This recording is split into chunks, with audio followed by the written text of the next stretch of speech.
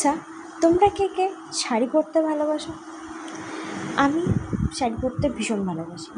আমি খালি সুযোগ খুঁজে বেড়াই যে কখন একটা ওকেশন আসবে আর একটু শাড়ি পরে সুন্দরভাবে সেজেগুজে বেরোবো। তবে হ্যাঁ, শাড়িতে আমি ভীষণ কমফোর্টেবল। তবে কি খুব ভারী শাড়ি না, এইরকম খুব একটু হালকা শাড়ি। আচ্ছা, লুকটা কেমন লাগছে প্লিজ তোমরা কমেন্ট করে জানিও। হ্যাঁ, আমি আজকে একটু ঘুরতে বেরিয়েছি, তবে কাদের সাথে চলো দেখাবো তোমাদেরকে। আমি এখন বারাসাত স্টেশনে ট্রেনে করে যাব হচ্ছে বিধাননগর। বিধাননগর গিয়ে সেখানে যাদের সাথে যাব তারা ওখানেই আমার জন্য ওয়েট করছে। আর এই দেখো, বিধাননগর আমি অলরেডি পৌঁছে গেছি। আর এই হচ্ছে আমাদের বনগা লাইনের ট্রেনের মারপিট। আমার ভিডিওটা করতে একটু লেট হয়ে গেছে, কারণ আমি পেছন ঘুরে দাঁড়িয়েছিলাম, বুঝতে পারিনি। ট্রেনটা পুরো ফাঁকা, কিন্তু তাদেরকে মারামারি করতেই হবে। আর এই যে দেখো, আমার অফিসে কিছু প্রিয় মানুষ যাদের সাথে ঘুরতে যেতে আমার ভীষণ ভালো লাগে। কি এনার্জি!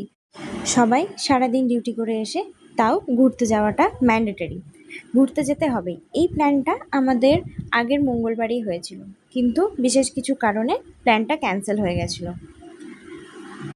আর আমার হচ্ছে আজকে ছুটি। যেদিনই কোথাও ঘুরতে যাওয়ার প্ল্যানিং হয় সেদিনই আমার ছুটি থাকে। আর বাকিরা সবাই মর্নিংয়ে ডিউটি করে তারপরে আমরা ঘুরতে বেরোই। আচ্ছা, এতক্ষণে হয়তো তোমরা বুঝতেই পেরে গেছো যে আমরা কোথায় যাচ্ছি। হ্যাঁ, ঠিকই ধরেছ, আমরা আজকে বড়মার মন্দিরে যাচ্ছি সবাই পুজো দিতে। বেশ কয়েকদিন ধরেই আমাদের এই প্ল্যানটা হচ্ছিল, যাব করে কিছু কারণের জন্য আমরা যেতে পারছিলাম না। তবে ফাইনালি কালকে রাত্রেবেলায় হঠাৎই প্ল্যান করে আজকে আমাদের আসা। সত্যি কথাই, মা না টানলে সত্যি আসা যায় না।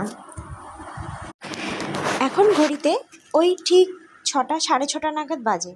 আমরা খুব সুন্দর টাইমে এসেছি।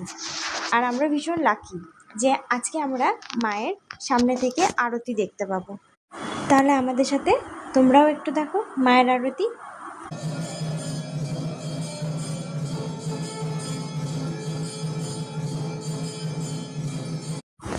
এই ঘন্টার আওয়াজটা শুনলে বেশ ভালো লাগে। যাই হোক, পুজো দিয়ে আমরা একটু গঙ্গার পাড়ে এসেছিলাম। গঙ্গার পাড়ে বেশ সুন্দর ঠান্ডা ঠান্ডা হাওয়া বইছিল। কোথাও যেন একটা বৃষ্টি হয়েছে। হ্যাঁ, কিন্তু কালকে গরমও প্রচুর ছিল। সাইডে দেখো অনেক খাবারের দোকান। তবে হ্যাঁ, খাওয়া দাওয়া এখানে আমরা কিছু করব না। এখানে কিছুক্ষণ সময় কাটিয়ে আমরা চলে গেছিলাম ব্যারাকপুর। আচ্ছা, ব্যারাকপুর মানে তোমরা ঠিক গেস করেছো তো আমরা ঠিক কোথায় খেতে যাব? হ্যাঁ, তোমরা হয়তো ঠিকই গেস করেছো, আমরা যাচ্ছি দাদা বৌদি রেস্টুরেন্টে খেতে।